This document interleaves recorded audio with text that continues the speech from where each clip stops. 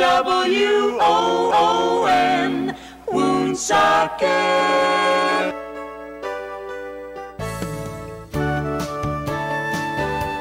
Good morning and welcome to Coffee Ann, the longest-running panel discussion show in American radio. To make a comment or ask a question of the panel, call 401-766-1240 or email coffee@woonsocket.com. And now, let's join the Coffee Ann panel. And a good morning to you. It is Coffee Ann time once again for another week here on ON Radio. It's Monday morning. It's September the 22nd. And thanks for joining us. I'm Joe Callahan. We'll go around the Coffee Ann table. That's Dave Richards right over there. Good morning to you there, Dave. What do you know? And joining us at the Coffee Ann table right now is Dr. Patrick McGee, Superintendent of Woonsocket Public Schools. Hey. Good morning, Doctor. Good morning, Joe. Nice to have you here with Good morning, us. Dave. It's great to be here with you. And Don't you dare. what? I thought you were going to that doctor who hurts when I do this. He's not that kind of doctor. No. And also joining us is Janine Napolitano. Did I say that right? Yes, you did. All right, Director of the Woonsocket Career and Technical Center. So if you have any questions about the school department, Woonsocket Area Career and there you Technical go. Center. Let us know at 766-1240. All right, let's jump into the nitty-gritty right off the bat, Dr. McGee, because you made the news. Not you, but the school department made the news over the weekend. And no, we're going to jump right into it. And how's the bathroom situation at the high school? Oh, Well, let's see. It's as of right now. It's 8 o'clock, so I guess I'm going to find out in about 5 minutes. Okay, if you have to leave, you know. So if I take a call, you'll just have to excuse me. But no. busted pipe last Friday? So it was actually clogged. Okay. So the pipes weren't broken or Okay. anything. It was a clog in a pipe in the basement. We have 2 bathrooms in the basement at the high school, and one it started in one and then went to the other. Mm-hmm.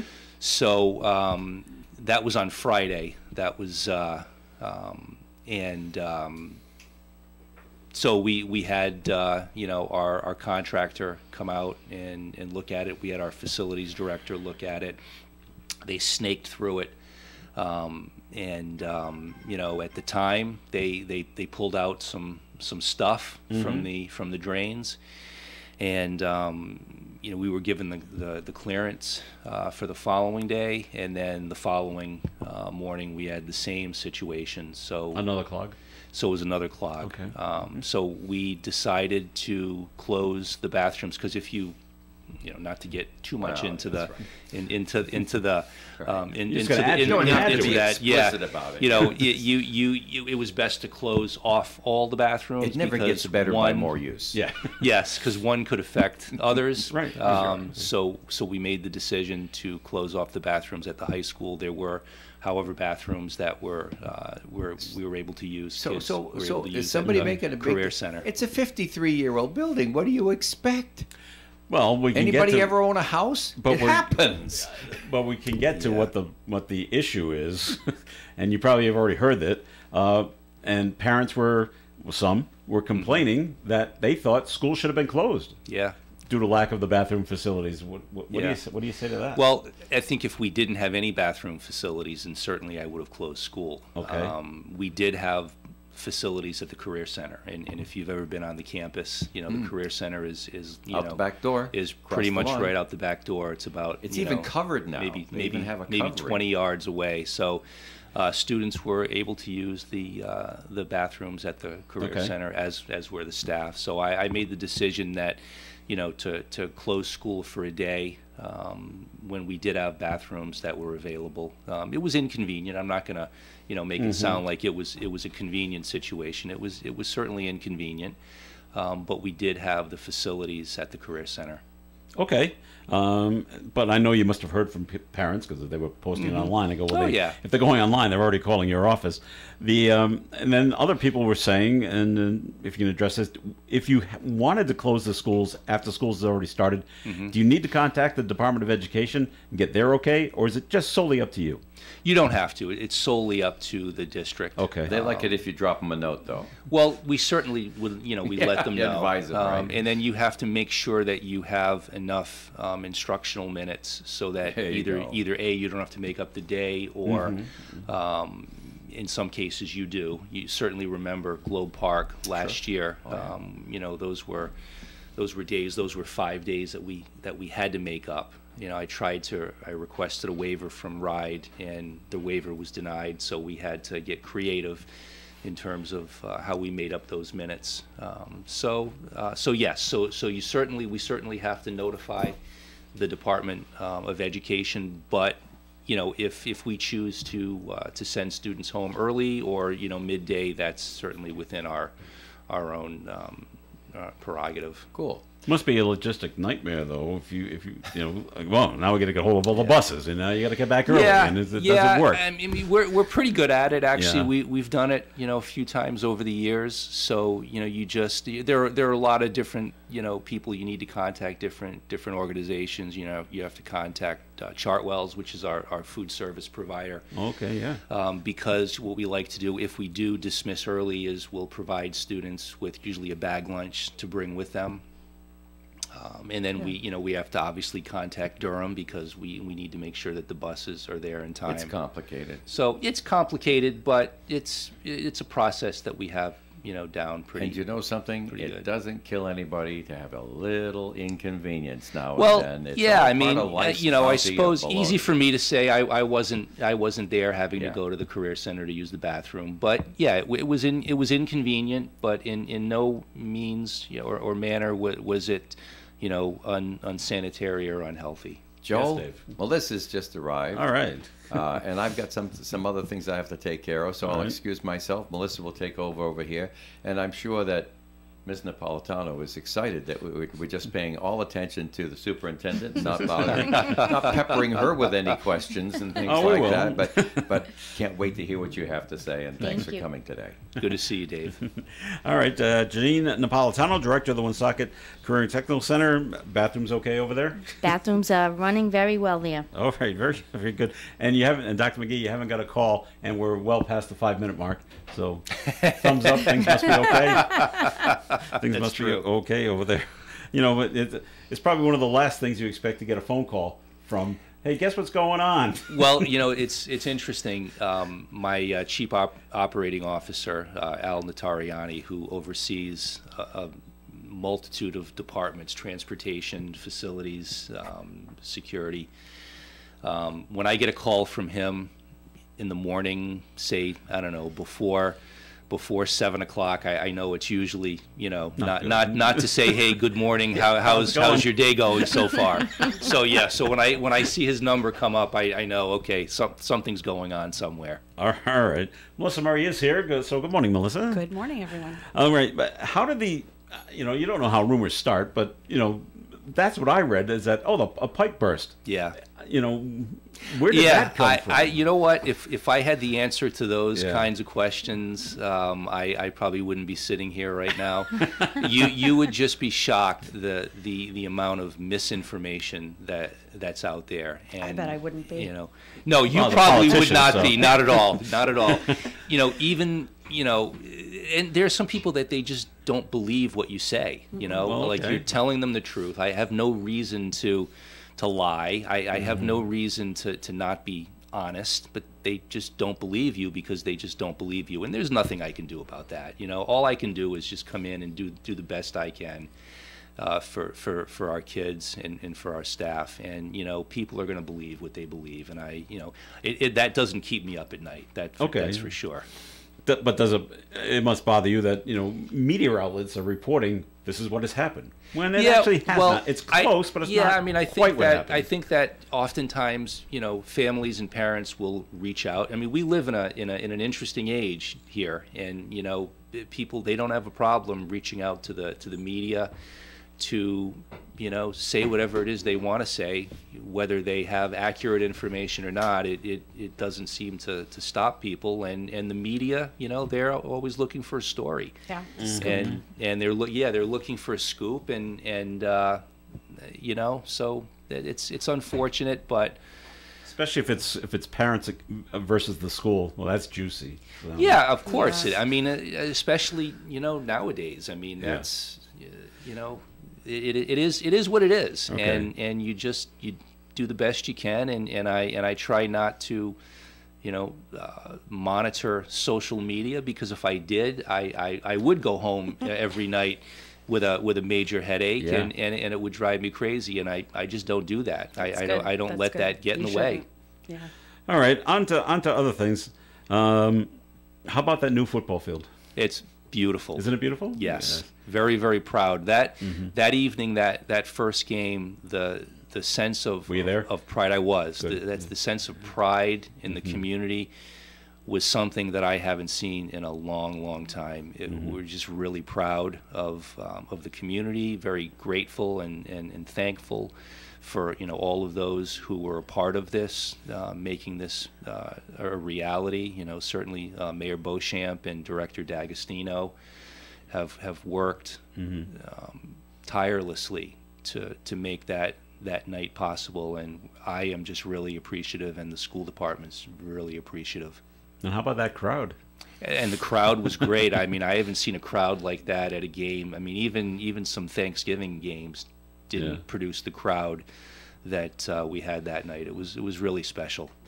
All right. Last year we had you on at the beginning of the school year, and last year it was a whole bus situation, switching companies, buses not picking up kids. It was a big mess last year. You're not hearing that this year, so things have smoothed out. They've gotten better. Okay. Yeah, it's not perfect, all right, but we did add a couple of buses from last year, so that has certainly helped.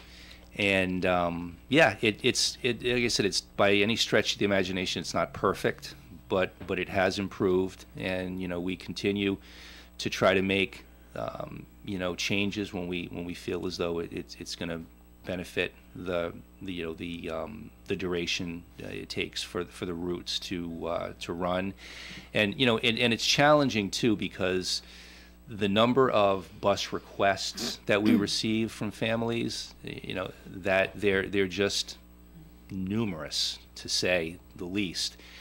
And it's hard, if somebody doesn't qualify for a bus, but yet they want, their child to receive a bus. What people don't understand is when you add more students to a bus run, it takes more time. So they have to sometimes go to a different location, which adds time onto the bus routes, which makes it challenging for the buses to get to the schools, at the designated time. So, if it were up to me, I'd give everyone a bus, because, in some instances, it does promote students getting to school every day, and clearly attendance is really our number one priority. The reality is we can't provide everyone with a bus because they're expensive, and it's just impossible to do that. So it is challenging. We try to weigh, when we get those bus requests, we try to weigh, getting students to school and getting them to school on time versus we just don't have the capacity to, add buses to the fleet. Well, times have changed. My parents never would have thought of calling the school department to request a bus. They just said they would always find out where the bus stop was, then tell us, go to the bus That's stop. right. Well, and I can remember when Get I on the was, bus. I mean, and it was a long time ago, but I guess like in the 80s, there was a time where there were no buses. There were no buses. No, I mean, I lived I lived near Bound Road, and I had to find my way to school, and it was either you get up really early and walk, or you get a ride with a friend. Yeah. Wow. Yep. All right, we're going to take our first break here on the Coffee and program, but more is coming your way. Janine, we are going to get to you. Don't worry. No problem. Okay. And comments and questions can be called in at 766-1240.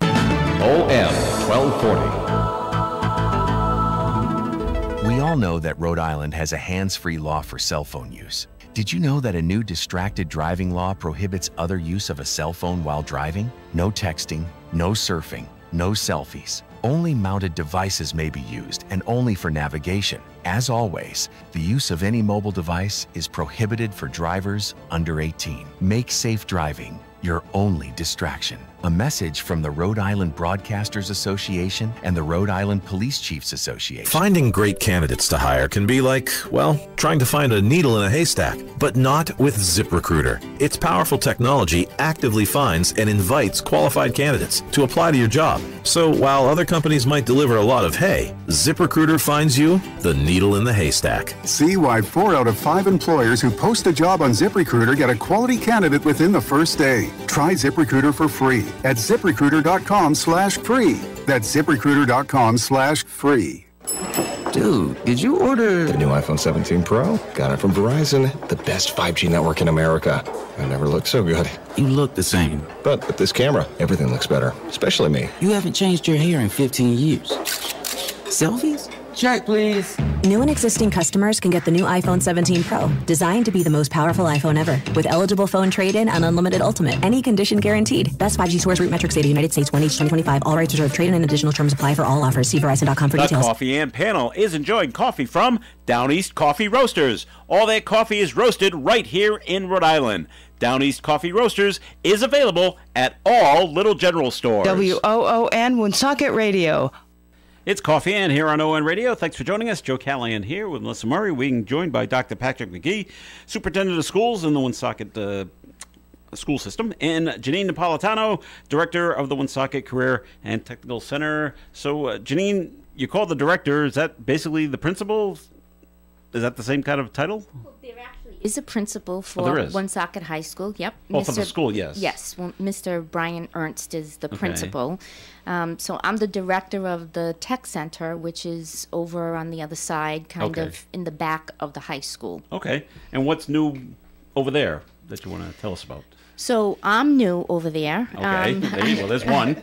I've been on the job since school opened, and I'm very excited to be there. It's a wonderful staff with some great programs, and we're excited to, just get everything in the minds of the state. Parents have a lot of choices when it comes to CTE, and we know that, and we appreciate that, but we want people to know what we offer in Woonsocket and why we are a good choice. What do you offer? So we offer 12 programs. If you don't mind, I'll read them all. No, go ahead. We offer automotive technology, biomedical, business, marketing, and entrepreneurship, child studies and human services, construction technology, culinary arts, film production, engineering and robotics, graphic design and printing, health careers, travel, tourism, and hospitality. And we offer a computer science program called P-Tech that's affiliated with kids earning college credits before they graduate. So some students even have the capacity in that program to leave our school with an associate's degree. Wow. That's amazing. That's great. Do you help people get jobs, help the kids get jobs? Yes. In so the our field students, that they're looking for? Yes. So our students go out on what we call work-based learning. So they are able to go out during the school day and earn money to, get on-the-job sort of training.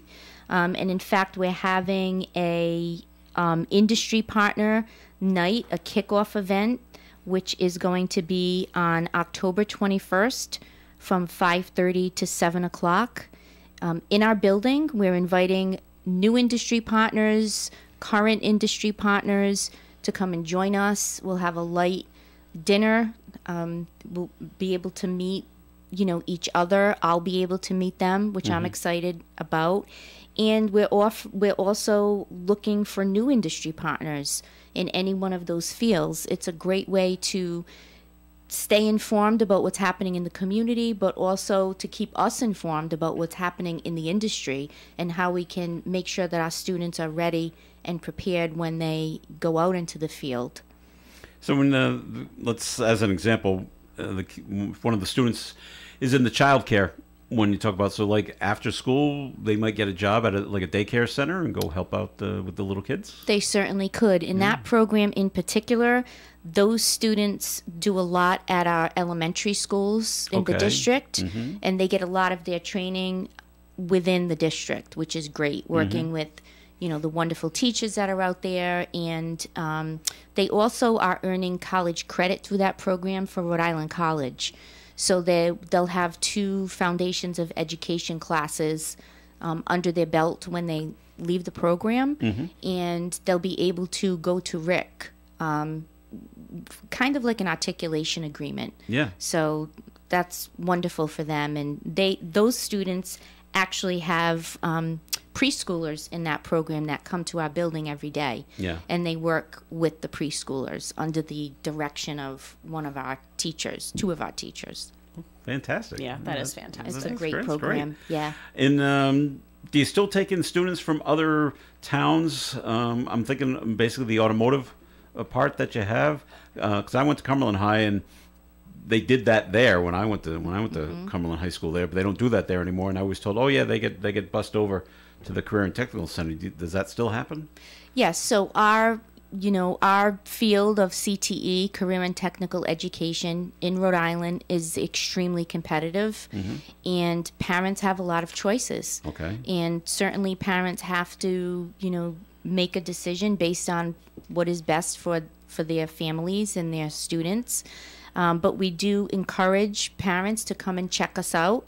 We have a Future Student Night on November 6th from 5 to 7. We will have all of our classroom doors open, all of our shops open, and parents and students can come and take a look. And we don't just encourage 8th graders. Certainly we want the 8th graders to come, but we also encourage 9th graders, not just in our district, but outside our district, just to come and in comparison, just, see what we have to offer. We're a rather small facility, which is great because we have the ability to have that family-like environment, which is exactly what we have there. So our staff is great. Our students that come are very happy, and we have a really nice facility.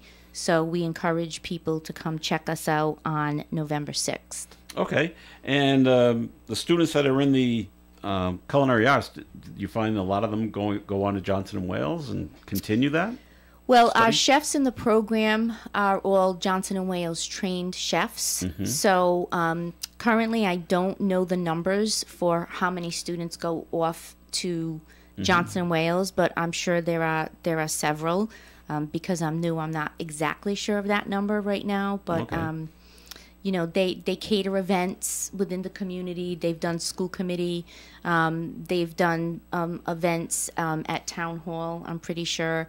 And that's actually a program that is about to get revitalized and, a huge makeover.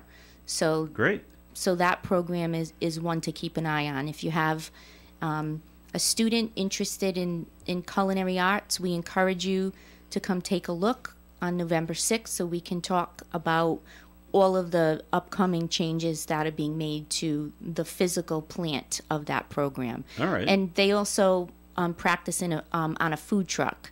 So they do, Wow. Yeah, they have a food truck. The school has their own food truck? We have our own food truck. It was a state grant. Wow. Several CTE schools across the state did get a food truck for culinary, and our students, practice serving off the food truck. Wow, fantastic. Yeah, that's amazing. Dr. McGee, do you get notified when food is ready?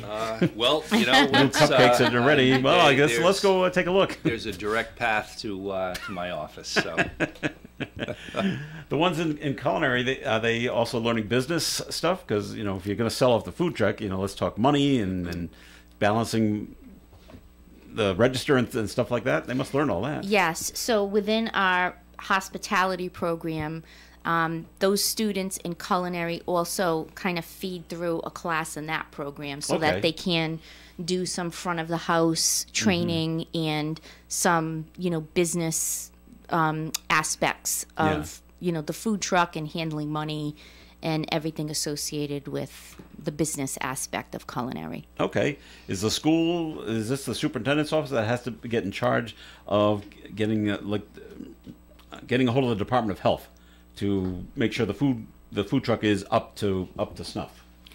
Yeah, I mean, it's quite the process to have a food truck that's road worthy, and that certainly is one piece of that. It needs to be inspected, and those are things that are handled at the school level, but also at the district level, with our chief operating officer, as well as with Janine and with the instructors in that program. Okay, one of the other situations that you mentioned, Janine, was graphic design, which seems to be exploding at this particular time. So, are you finding a lot of students interested in going into that field? Yes, that program is very well attended by our students, and they do really state-of-the-art designs, web design and, print design. Because they're not afraid, like us older people.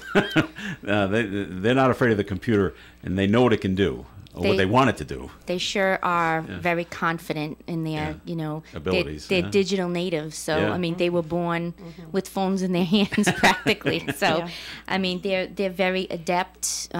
A lot more than myself, and we have a great teacher in that program also, so he really guides them through, and that's a program that works in tandem with a lot of our other programs, so the programs kind of support each other, doing advertising for the school. In fact, that program is creating our advertisement for our future student night on November 6th, and you'll start to see ads in the local papers, and articles. So we're really trying to get the word out that, we have a wonderful school, and we want people to come and see what we're all about. What's the enrollment over at the Career and Technical Center? Currently, we have about 250 students, I believe, and that's a decent number. Of course, we always want to have more students. And we have a couple of these programs are new.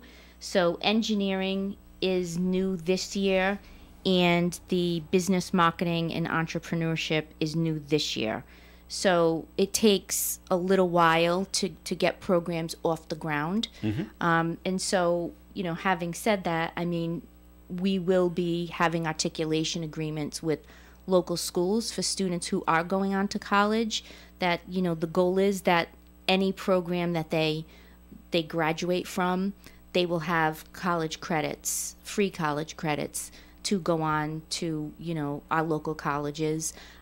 We also so we articulate with URI, RIC, CCRI, obviously Johnson & Wales. But we also have an articulation agreement with a community college in Maine. And so, yes, so in particular in the graphics program, they have the opportunity to take several classes that are transcripted credit that could transfer to a RIC, URI, or CCRI in that program. So that's kind of the goal for every program, and all programs have some type of college and or transcripted credit. Okay. The students, they still got to take like their basic courses like English and math and science back at the high school, right? And then walk over to the Career and Technical Center. Is that still how it works out? Yes. So it's almost like a double major when a student attends a CTE center. They still have to fulfill their graduation requirements per the Department of Education. But then they have to also fulfill the industry standard certifications within the tech center. So they're actually doing both. So the scheduling process is a very interesting process. It's like a giant puzzle. That's way of putting it. And you make it work, and it's a lot of collaboration with the guidance folks, and you just make it work. So it does work, and we just make sure that our students graduate with everything that they need. They even have the opportunity to take AP classes and still participate on the CTE side, so that they're not missing anything. Is it tough finding teachers to teach some of these courses that you offer at the Career and Technical Center, like graphic design or engineering? You know, at the moment, because the CTE kind of landscape has really grown and grown really quickly over the past few years, there are certain industries that are a little tougher to find teachers. But we are fully staffed at the moment. We have one position that's still open, but I anticipate that should be filled within the next week or so. So, I mean, we're fully staffed, so okay, I'm good. happy to say that. The other thing I was thinking about, and because Rick, Rhode Island College, wants to be the, if not the leader in the country, leader in the state with cybersecurity. Is that something that the Career and Technical Center would like to get into that? Absolutely. So, in our P-Tech program, currently it's a computer science program, but we are looking to pull in to the cybersecurity, world and the AI world. And I'm currently, figuring some of that out as we speak. So well, I'm glad you're looking at it. we'll have news on that hopefully soon. All right. Does the AI world drive you crazy, Dr. McGee? It's an interesting world, that's for sure. We don't have a policy. There are some districts that have AI policies. That may be something that we look at this year with our district policy subcommittee. But it's an interesting world. There's a lot to it. There are a lot of nuances, I guess, to AI. In addition to just sort of what I think most people think of when they think of AI. But it is something that we're going to certainly look at later this year. All right.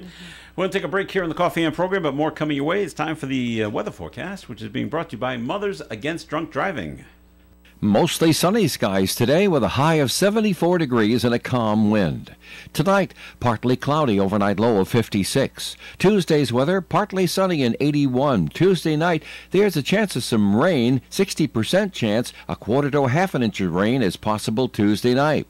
Wednesday, showers are likely early in the morning from the leftovers of the overnight rain. Mostly cloudy skies all day, 74 degrees, and another 60% chance of a shower Wednesday. Thursday, showers are possible, mostly cloudy with a high of 69. Friday, mostly cloudy and 76. Saturday, partly sunny with a high of 76 and a 50-50 chance of a shower. And on Sunday, partly sunny, high near 76 degrees.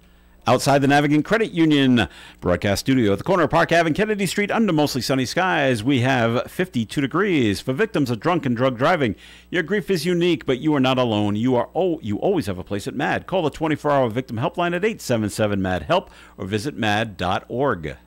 Are you looking for solutions to meet your business banking needs? At Milford Federal, the longest-standing community bank in the area, they offer customized solutions for commercial lending, cash management, online banking, and payment processing services. Their business banking team is committed to the growth and success of your business with local decision-making and a relationship-based approach. Let Milford Federal be your banking partner. Visit them at milfordfederal.com today. Milford Federal Bank, our community, your bank. Member FDIC, Equal Housing Lender, and MLS number 465956. Woonsocket Door Sales can handle any kind of door installation, including residential and commercial, paying special attention to your door's infrastructure, such as framework repair, to ensure that your door is firmly in place. Woonsocket Door Sales is a fourth-generation family business, installing and repairing all types of doors. Please visit their website at woonsocketdoorsales.com to see a gallery of door styles, manufacturers, and testimonials from satisfied customers. Woonsocket Door Sales, 767-3448. Call Amy Bebo at 767-3448. You can depend on us for public service. ON Radio. Coffee and right here on ON Radio. Thanks for joining us on this Monday morning. Joe Callahan here with Melissa Murray. We're being joined by, I'm Joe Callahan, and we're also being joined by Dr. Patrick McGee, Superintendent of Schools for Woonsocket Public Schools, and Janine Napolitano, Director of the Woonsocket Career and Technical Center. We were just talking off the air, and so Dr. McGee, I want you to address this. What is, or is there a cell phone policy for Woonsocket Public Schools? There is a cell phone policy for the Woonsocket Public Schools, and it's part of our school committee policies. and that is that students are not permitted to have cell phones. And you know, I'm certainly I don't live under a stone. I realize that, you know, every student probably in the country has a cell phone, and they bring cell phones to school. What our students are supposed to do with the policy is they're supposed to put the cell phone away. There are some teachers in their classes where they have you know, devices.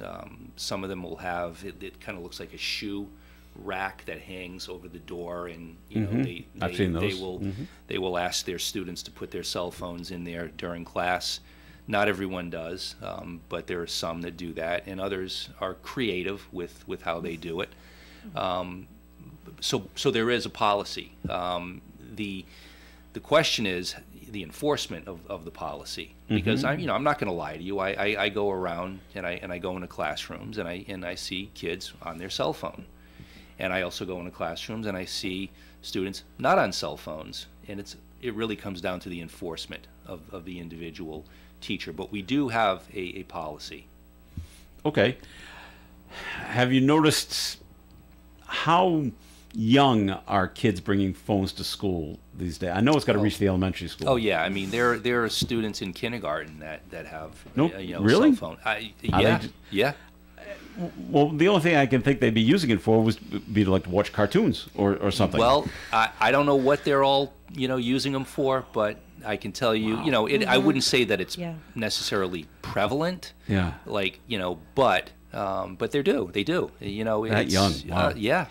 But Joe, how many times have you seen these days? I know I sound old, but I am old. But you know, a little toddler in the store, and the mom's pushing the carriage, and the toddler's starting to get fussy. She hands them the phone and puts puts a cartoon on. Yeah. But if you don't learn to self-soothe that way, but you know. I understand, but shouldn't the parent be telling the child, especially in kindergarten, you're going to school to learn, not watch cartoons? Yeah, I don't. You can wait till you get home before Paw Patrol comes on. I don't have kids, so I can't speak to this. You know, I don't know what I would do. I can say what I think I would do in that situation. Yeah. But honestly, you know, I don't know. So, yeah, as far as like cell phones, did you have a policy before the law? You already had the policy before the law went into effect, right? We did. Yeah. Yes, we did. You know, and it's extremely frustrating because,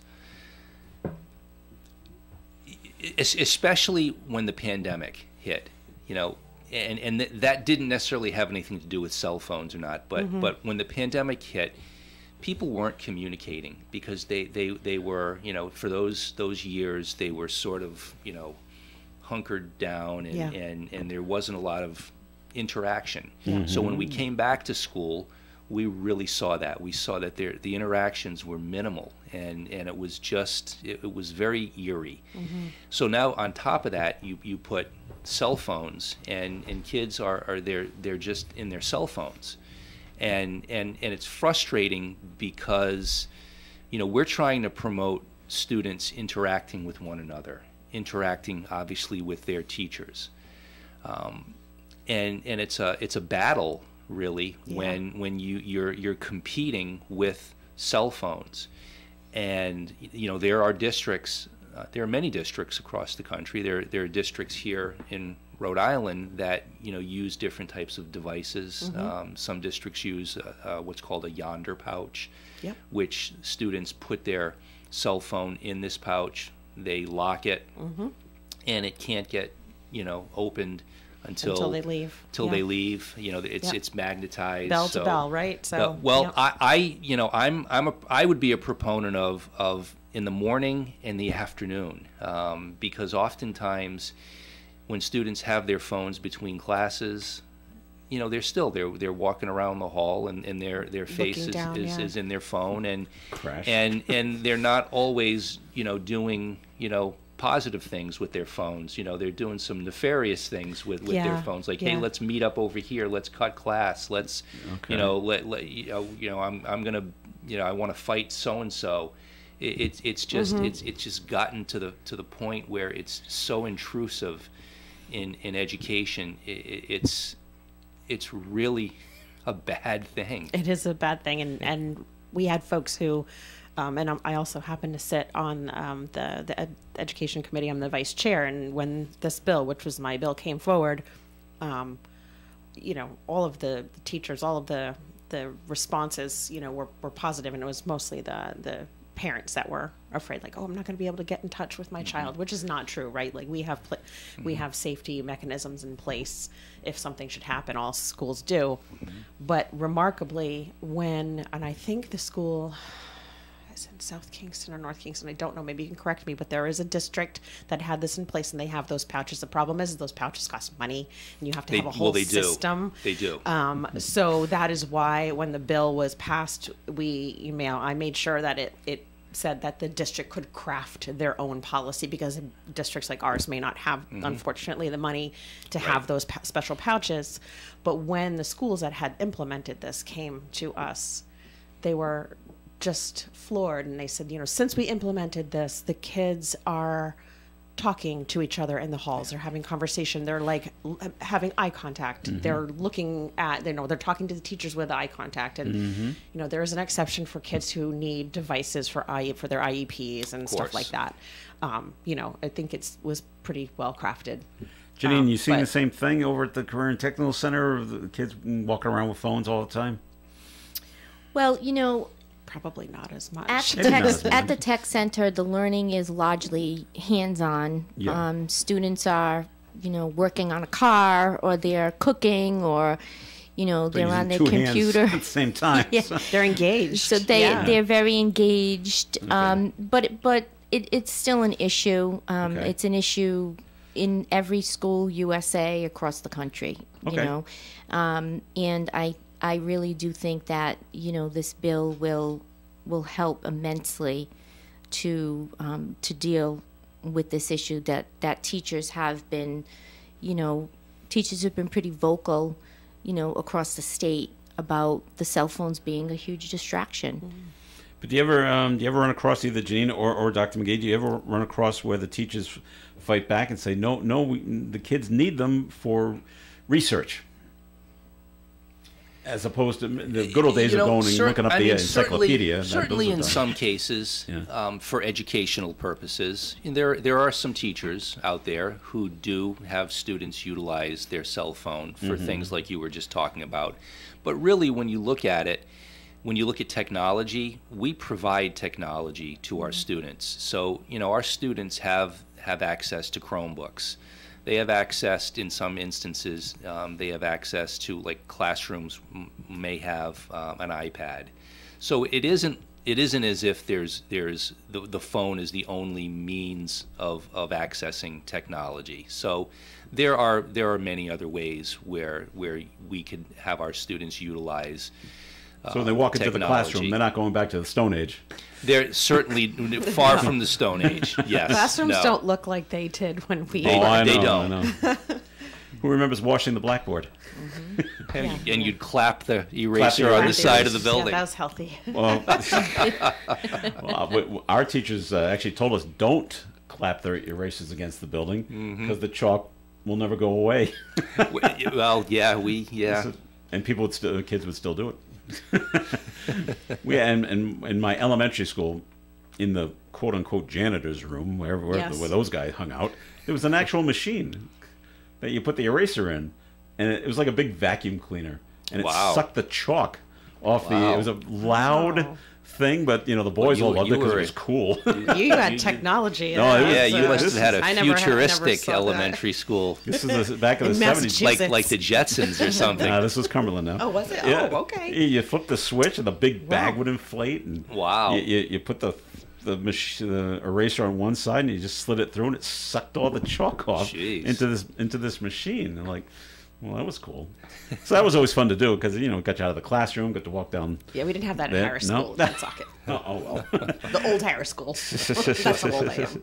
Well, okay. Well, as long as, you know, glad to see the policies in place with the cell phones and things are moving forward. And I know, is the policy, are the kids allowed to be on their phones like during lunch, let's say?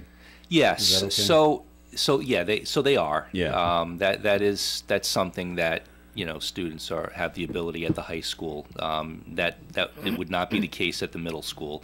It's more challenging to enforce at the high school for a variety of reasons. It's easier at the middle school level, and it's much easier at the elementary level. Sure. Yeah. But although we do have a policy, I would this year like to explore, and it does take money.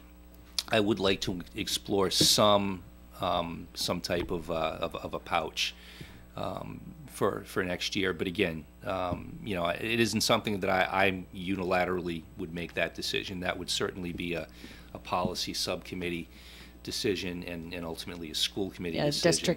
District policy, right? So, right, exactly. Yeah. And I certainly want to include families. I want their input. I want to include student input.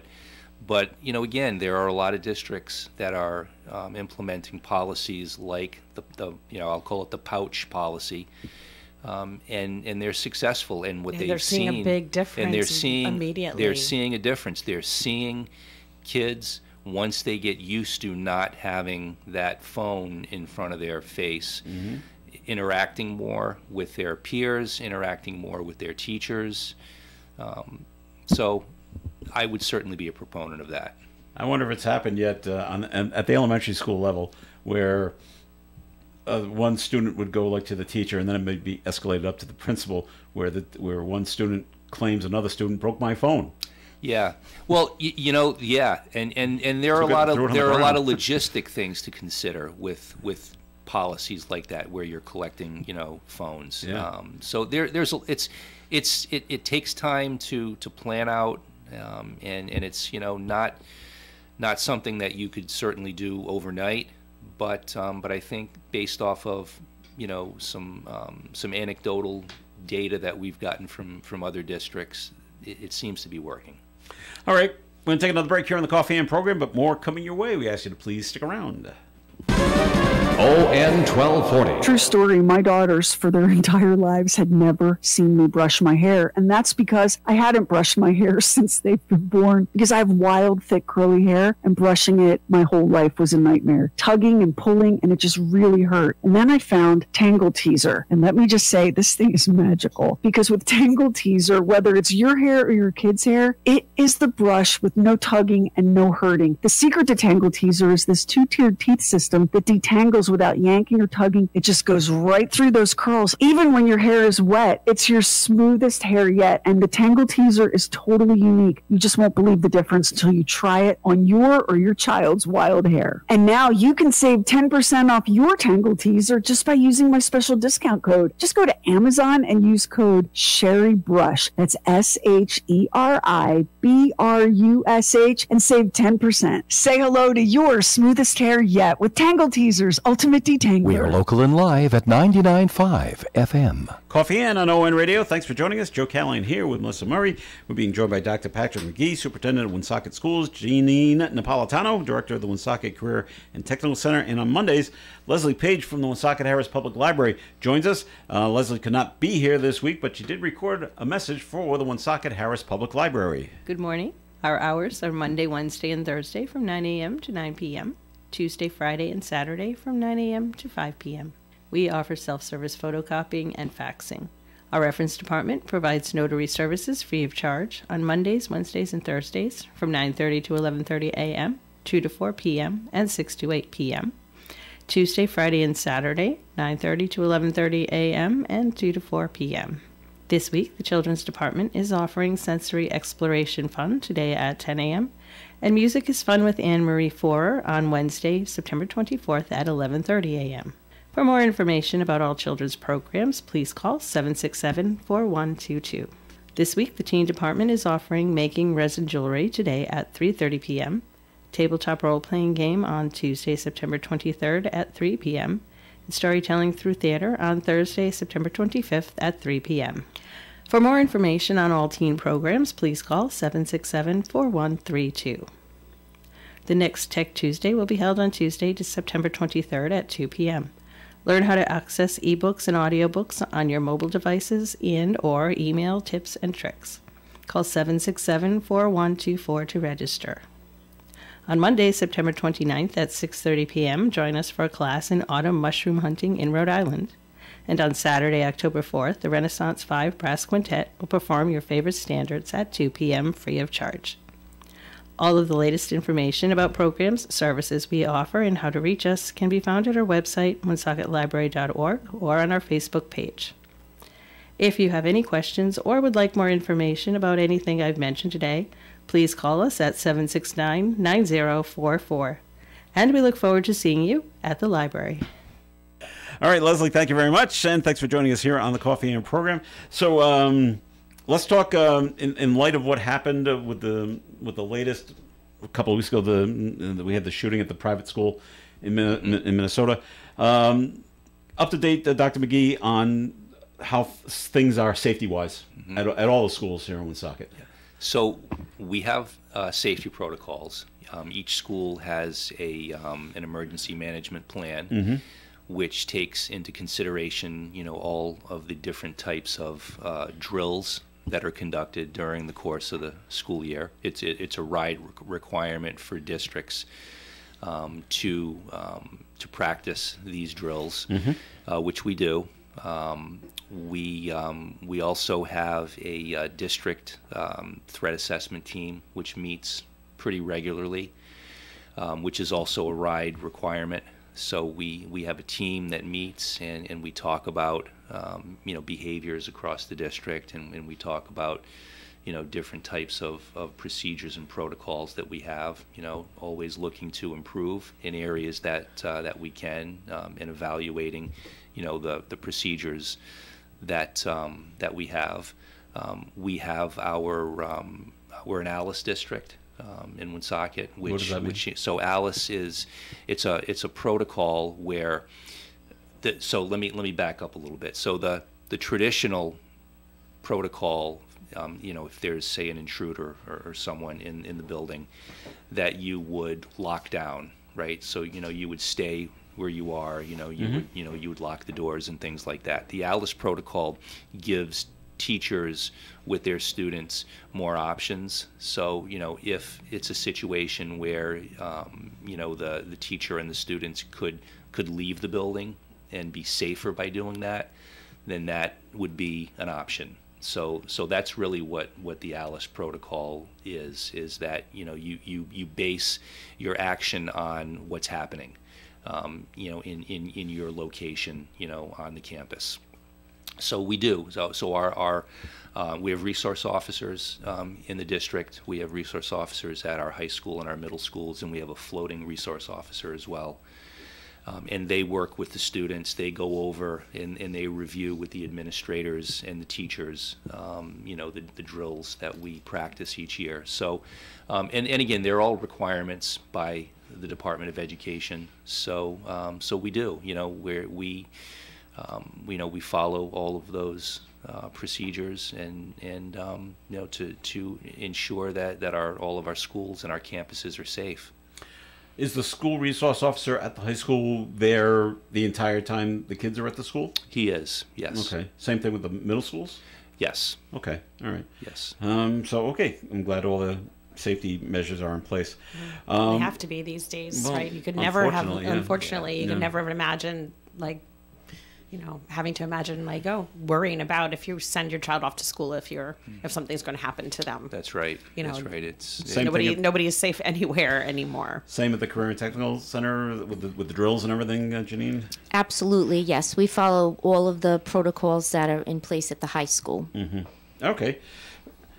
All right, Dr. McGee, I wanted to bring this up, and I don't know where you stand on this. The whole thing with Charlie Kirk being assassinated, because I talked to Melissa about it, and I've talked to Dave about it, and we thought back, think back to when you were in high school, let's say, and the example I used was when I was in high school and President Reagan was shot at, okay, almost died, and we talked about it in school the next day and like that. But among the three of us, none of us knew where the teacher stood politically. Mm-hmm. Times seem to have changed, and why has that happened? And is that a good thing that teachers tell their students, "This is what I believe"? Yeah, It's a slippery slope. Okay. You know, it really is. You know,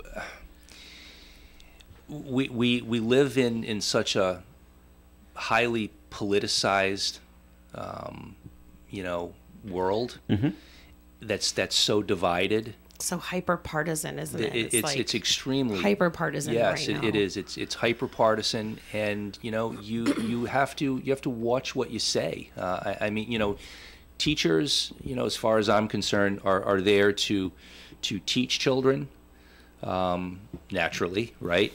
You know, they're not there to tell children what to think. They're there to teach children how to think. And I think that, you know, my